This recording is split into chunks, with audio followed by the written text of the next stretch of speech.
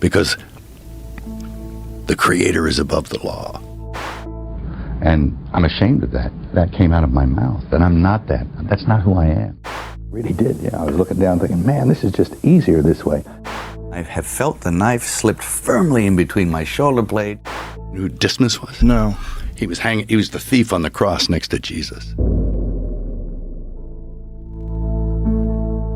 On camera, famous people talk about God more than you'd think. Some of it is real faith. Some of it is show business. Here, you see what they really said, dated on camera. Today, a special edition, One Man, 28 years of tape, a young star warning about Hollywood in 1998, a man at the window in 2004, and the same man at Joe Rogan's table 21 years after that. Here is why this one is worth your time. Next May, Mel Gibson releases the sequel to the biggest religious film ever made. He just finished shooting it, 134 days in Italy. Before that lands, look at the tape, 28 years of it, all on camera. One question runs through all of it. Was the faith always there, or did it arrive when he needed it? Watch the man, not the headlines, and stay for the last thing he says. It is about a thief. First, the warning. 1998, long before any of this was about Jesus. Mel Gibson, the Australian who played Mad Max and Braveheart and won 2 Oscars for directing. On August 25th, 1998, a British director sat him down in Los Angeles. Gibson was 42 and one of the biggest stars alive. He described what this town does to people. In 1998, there is no Jesus film and no God talk at all. Okay. And I've often felt it. I've sat there and I have felt the knife slipped firmly in between my shoulder blades and tried to have it shoved through the other side through my heart. And I've actually felt the whole thing and I've gone,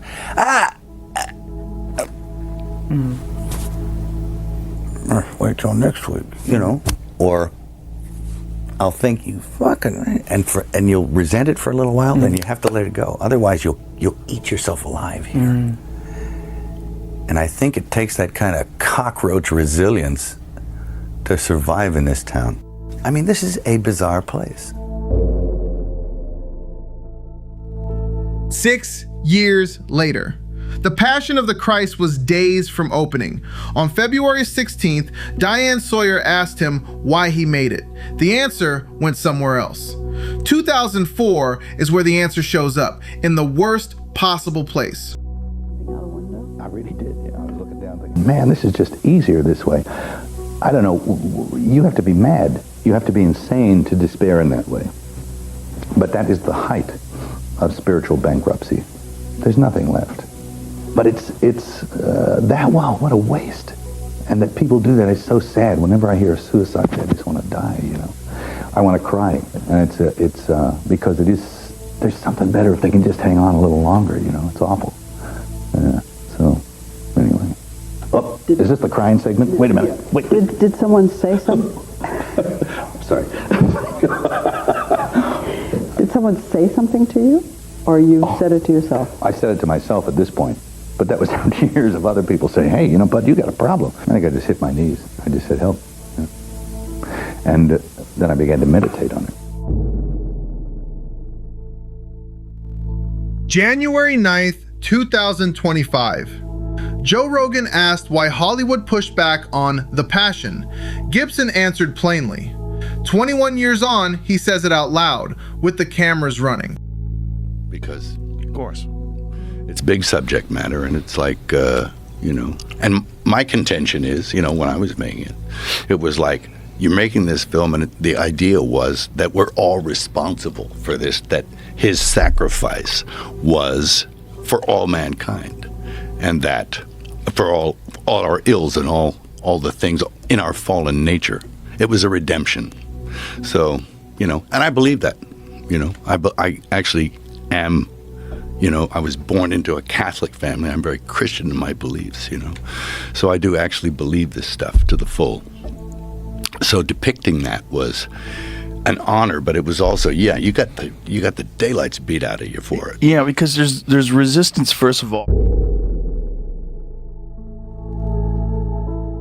So here is what 28 years of tape actually shows. First, the part that says the faith was always there. In 1990, Mel Gibson told Barbara Walters that God decides how many children a family has. That is 14 years before the Passion. In 2003, a New York Times reporter found out he had quietly paid for a whole church in the Malibu Hills. Millions of dollars, his own money, before the film opened. Now the other column. He talks about it loudest when he has something to sell. 2004, the Passion Press Tour. 2016, a faith interview in the year of his comeback film. And this year, the sequel. One more thing, and it matters. Mel Gibson has no social media. None. No Instagram, no Twitter, no Facebook. Reuters had to fact check fake posts in his name. So there is no feed to perform on. Every word you are about to hear, he had to say out loud to somebody else's camera with a date on it. And listen for the end. That is where he stops talking about himself. Here he is. Faith for you, like faith has always been a very big part of who you are. Like what does faith mean to you, and like why has that been a constant in your journey? Yeah.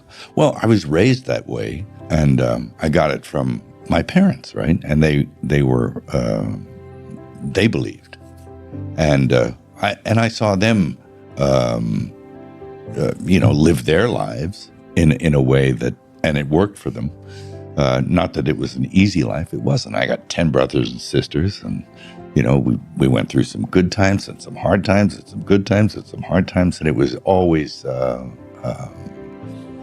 done with an attitude of trust. I think there's a verse from Matthew about look at the birds of the air and look at the, and my dad was always like, so don't go around trying to get these things. You seek first the kingdom of God and you get all this other stuff besides, and that worked for them because somehow you didn't even know how you were going to eat some weeks, but God took care of you. Huh. So, and not just that, but he took care of you in many ways. I saw a lot of miracles, growing up. So Really? it was like, at the end of the day, I think there's a very core belief that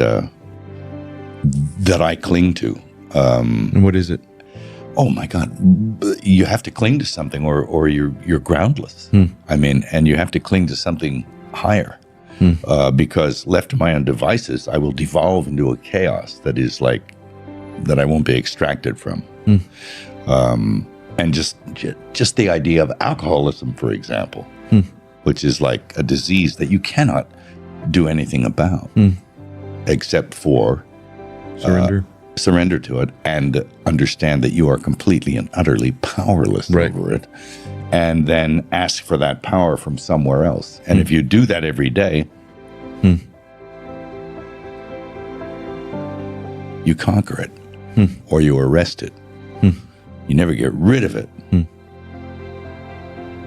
but you deal with it, and then you manage it, and you can be happy, and you can be serene, and you can find peace, and all that stuff that comes with transcending your nature, which is like what you try and do in the stories, and the faith aspect comes through that. I love that. So it's it's a suspension of your own squalor, misery, and self-pity. Self-pity's the worst. Yeah, resentment. Resentments. Oh my God. Yeah. The Almighty's preparing me to do something big. Well, I have to say, when I heard that, I thought, I wonder if this is, or if you're regarding this as a spiritual preparation for the resurrection movie you're about to embark on. Yeah, I think that's kind of it. It's like, hey, look, God gives, God takes. We come in with nothing. That's the same way we go out, And here's the deal. You'll always be okay. If you seek first the kingdom of God, you'll always be okay. You'll get what you need. Look at the flowers of the field. Look at the birds of the air. They get fed. They get clothed. I mean, it's Matthew, I think. But that was one of my dad's favorite passages. He said, stop worrying about stuff, about money, about stuff. So, that's, I think he put that in my head when I was very young, and it stayed, and I believe it. Yeah. So we'll be all right. How has your faith gotten you through this, Mel? I mean, I know you're a man of faith. I know you practice your faith. other accounts, verifiable historical accounts outside the biblical ones that also bear this up, that yes, he did exist. And the other aspect of that is that all the evangelists, the apostles who went out there, every single one of those guys died rather than deny their belief. And nobody dies for a lie. Nobody. Right. So that's part of what I'm doing. It's like showing nobody dies for a lie. Yeah. Well, the resurrection is the one that is the most difficult for people to swallow. Yes. That's the one that requires the most faith. The most faith and the most belief. Yeah, resurrection. Yeah. Who gets back up 3 days later after he gets murdered in public? Who gets back up under his own power? Buddha didn't do that shit. Right. You know. So. You believe that was a real event? Yeah, I do. Yeah. What brought you to that belief? Is this something that you've always had, or some assistant, man? He actually tapped it out. Crazy. So when you're making this resurrection movie now, you also have this obligation. There's this. You're doing a very similar thing that you were doing with the Passion of the Christ, where this is a profound story. Yes. When you put something like that together, how do you choose who's going to be the next Jesus? You use him again. Caviezel. Yeah, I know it's 20 years later. Too. It's 20 years later, but it's... Yeah, but it's the right guy. Yeah, but it's supposed to be 3 days later, but he got 20 years older. And I think I have to use a few techniques that they've started to get really good with the CGI, and they can do amazing things now. You can actually get some of the same people. And by the time you film it, it'll be even better. Yeah. When are you going to start filming? I'm hoping next year sometime. There's a lot required because it is, I'll just tell you this, it's an acid trip when we wrote it. It is like, I've never read anything like it. And my brother and I and Randall all sort of congregated on this, so there's some good heads put together, but there's some crazy stuff. How to evoke things and emotions in people from the way you depict it and the way you shoot it. So I've been thinking about it for a long time. So it's not going to be easy, and it's going to require a lot of planning. And I'm not wholly sure I can pull it off, to tell you the truth. It's really super ambitious. But I'll take a crack at it. Because that's what you got to do, right? Walk up to the plate, right? So I think I can get it. But it's not about me, you know? Right. It's about something else. Well, if anybody can do it, you can do it. Well, I hope so. Yeah. It's trying to find the way in that's not like cheesy or obvious, but that actually, it's almost like a magic trick in a sense. It's diversion. It's obfuscate this, show that. Look over here. You know, I don't. Yeah. It's. Do you have a title? I believe that God sent his son down to tell us, okay, I'm going to ransom you people from your fallen nature, and I'll give you a roadmap on how to do it. And people do it. There's even people that do it that I've never even heard of it. You know, some guy in the jungle someplace, I'm sure. Right. You know? Because the Creator is above the law. I mean, it's an interesting fact to note that the first canonized saint, you know who it was? No. The first ever confirmed canonization as a saint was Dismas. You know who Dismas was? No. He was the thief on the cross next to Jesus. Oh. And he says to him, you're going to be okay. This day, you'll be with me. Unbaptized, criminal, all that stuff. So, wow. The lawmaker is above the law. So there's a lot of mercy. What about people that never experience Christianity? What about the That's what I'm saying. uncontacted Yeah. people?